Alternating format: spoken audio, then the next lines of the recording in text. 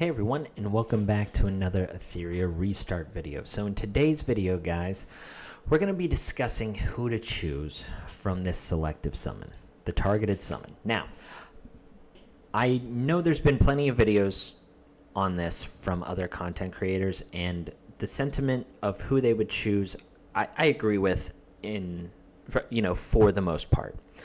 I do want to talk about one or two things that are a little bit different, in my opinion, than what the rest of the community feels. At least that's what I think is happening.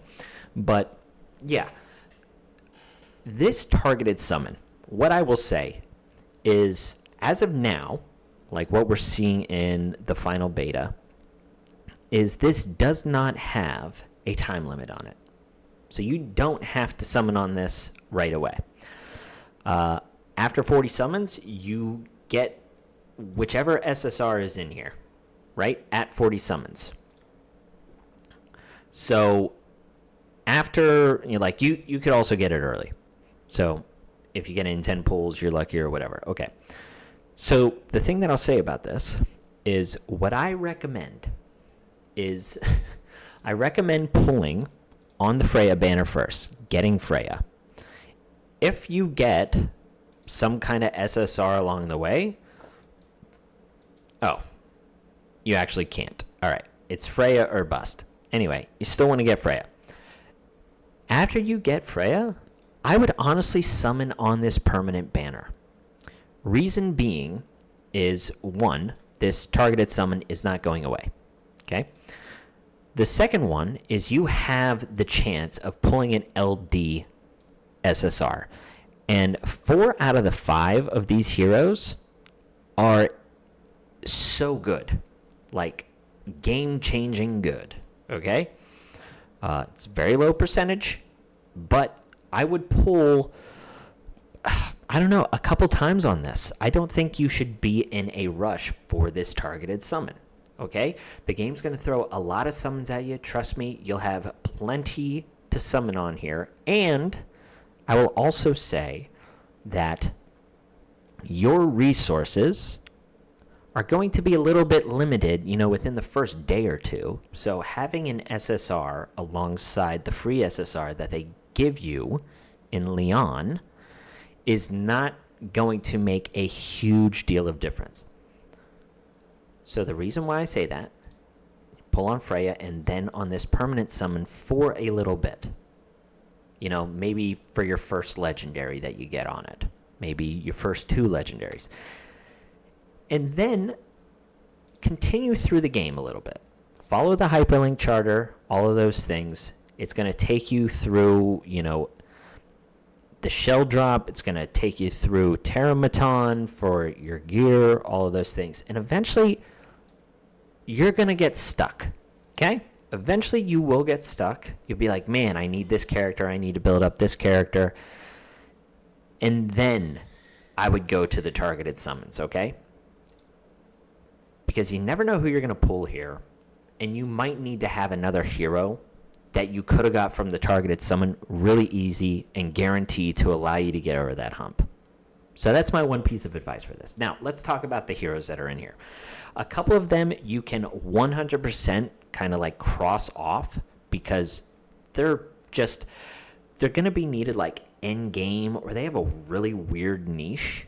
And there's not a bunch of them, actually. Like, a good chunk of these heroes are really solid. Okay? So the first one that I would completely just do not care about is Lilith.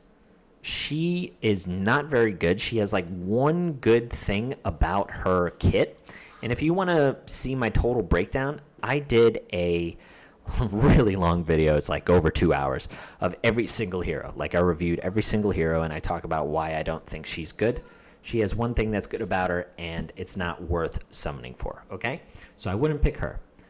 Rahu. Rahu you get after you achieve the 7-day challenges with Ling Luo. After you do her challenges, Rahu is next. So you can get him for free. You should not pick him.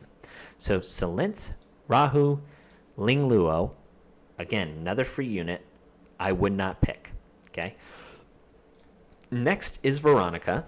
She's more of a PvP unit. If you're into PvP, sure, pick her. That's fine. And then Chloros. Chloros is like a single target damage dealer who can pump out crazy amounts of damage. The thing is you already have an SSR fire unit that is really great in that role. So you don't need Chloros. It's just going to be an additional damage dealer that doesn't really add much to your party early on. Okay, so other than those units, I'll say that everyone else is on the table, in all honesty, okay? Now, the other thing that I'll mention is because you start with Leon, I think the value of red units goes down a little bit.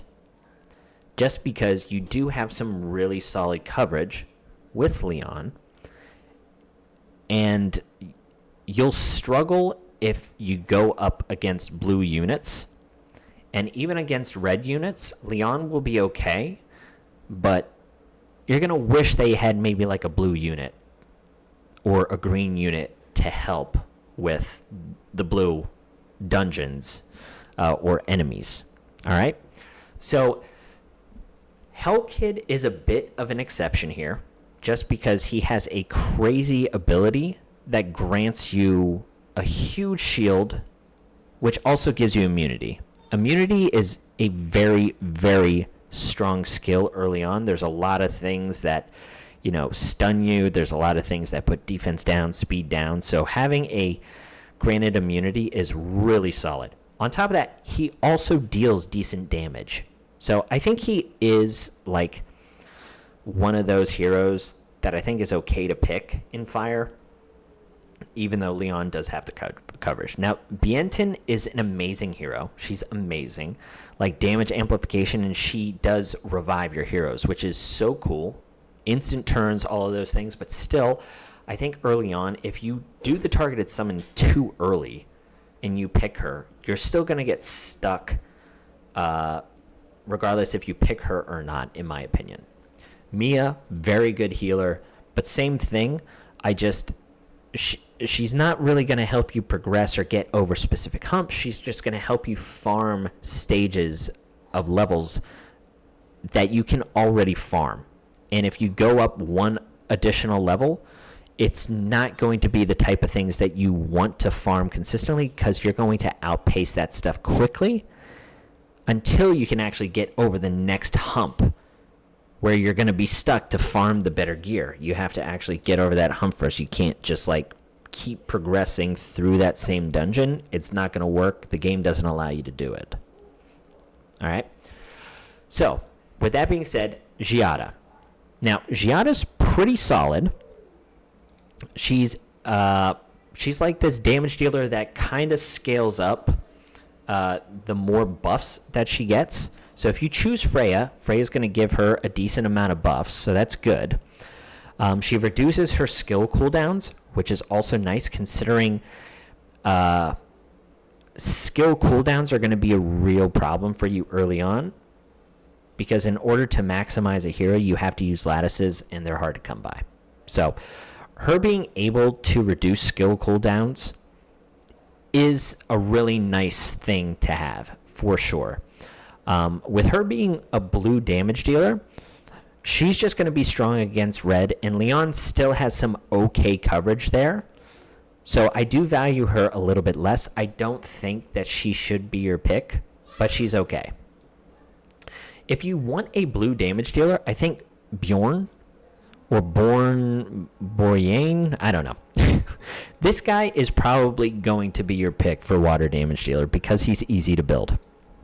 He can't crit, but this actually helps you because then you don't have to worry about crit damage, attack. All you have to worry about is attack.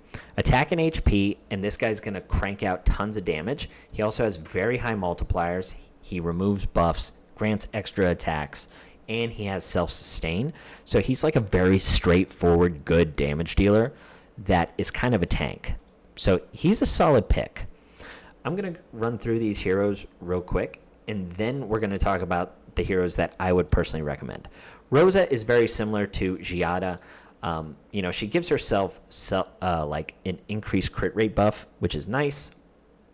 She also does like follow-up joint attacks, but she's pure damage. And she falls into the same category as Giata, where you already have a little bit of coverage with the neutrality on with Leon as your fire damage dealer. So the water, like straight damage dealers, I don't add a whole lot of value to, other than Bjorn, just because he's easier to build than these other two. Now, Tiamat, she is like what every content creator has told you to go for. She has healing, she has shields, and then she also has some control with taunting. But on top of that, not only is she just a support, she also turns into like this huge dragon and does crazy amounts of damage. She's also easy to build because all of her damage scales off of HP and not attack. So again, another character that's kind of easy to build, similar to Bjorn, which is why I think a lot of content creators, rightfully so, suggest her. Now, Sukiomi is a pseudo support with sub DPS. So she scales off of her defense, which is much easier to build. However, you do need still some crit rate and crit damage to maximize her damage output. But the reason why I think she's a viable option is she has turn meter increase for her and an ally on her ultimate ability, and the turn meter push is 100%, so it's like an instant turn to one of your heroes. So that's quite strong. She also has an AoE silence, which is also nice, and she has a turn meter boost on her skill 1. So it's a lot of turn meter amplification, along with two really good buffs in attack increase and speed increase. So yeah, she's a solid choice as well. Lingluro you get for free, I already mentioned. All right. This hero, I think, is just one of the best options for you here. She's great for a couple reasons. One, her damage output is very, very good. She is a green hero, which means she's going to be strong against blue, which is where Leon is going to struggle. That adds a lot of value, okay? The other thing is she has like this skill 1 static passive, so it applies to all of her skills. Whenever she kills something, she reduces the cooldowns of her skills by 1 turn for each kill. So her skill 3, which is her hardest damage dealing ability, it's single target that stuns somebody, but it also does splash damage. And if you kill the target with this, the splash damage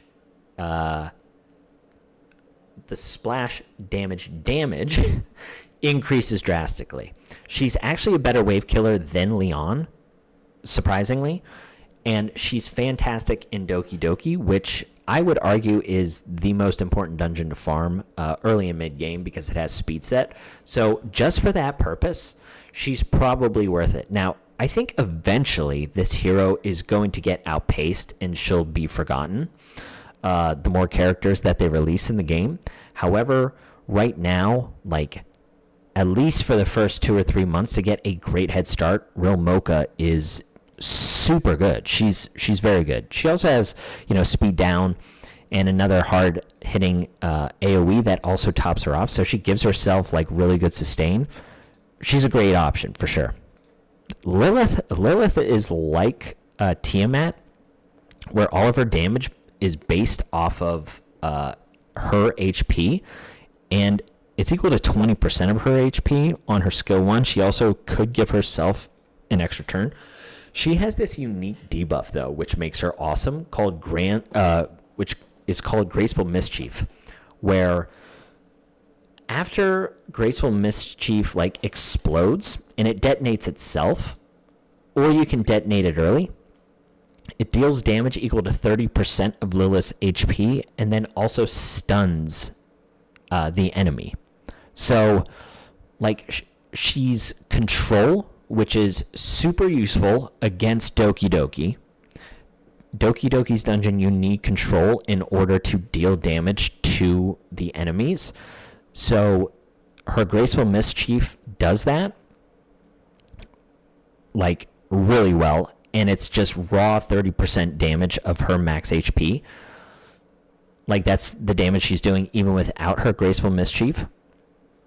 And then she also grants herself an extra turn, detonates things. Like, this character is also on par with real Mocha, except this character is much easier to build. So yeah, Lilith is also an extremely strong pick in my opinion. Now, the last hero is Kloss. Kloss, I love this hero. I use this hero so much in the beta. I was extremely impressed with her utility. She has a unique debuff called Hacking Progress, which eventually evolves into Hack In. So Hacking Progress can be stacked up to 3 stacks. Once it gets to 3, it morphs into Hack In. So what Hacking Progress and Hack In does, I'll basically explain Hack In. Once you evolve up to Hack In, this debuff is a damage amplifier. So it's just raw 25% increased damage to the boss. The boss also does 40% less damage, and the bosses or enemy unit, whoever has this debuff, has their speed reduced by 20%, and it can't be purified. It can't be removed. So this is an amazing like damage amplification, damage reduction skill along with speed reduction.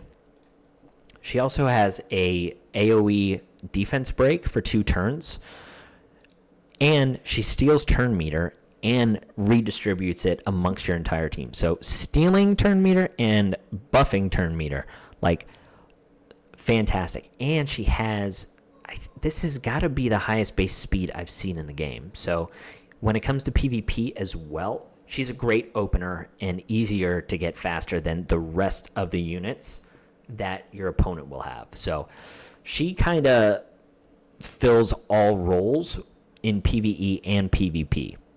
So with that being said, guys, I think, in my personal opinion, the top like 5 picks are going to be Hellkid, just because it's huge damage reduction with his shield along with immunity. It's like irreplaceable. Tiamat, because she's a blue character, has heals, shields, and damage with a solid element. So those 2. And then the other 3, like real Mocha, fantastic for Doki Doki. She's just going to help you progress so fast, get you gear that you need to keep continuing to progress. Great in PvP. Lilith, which she's, the green Tiamat, with just like less healing but more control. And then Kloss, which I think is just an overall general good unit that can be used everywhere. So yeah, that's my recommendation. Start on Freya, summon here for a little bit, see if you pull any of the characters that I've already mentioned on the targeted summon, and the ones that you didn't get, then go in and target those 5 heroes. So yeah, that's what I got, guys. I hope you enjoyed, and I'll catch you on the next one. See ya.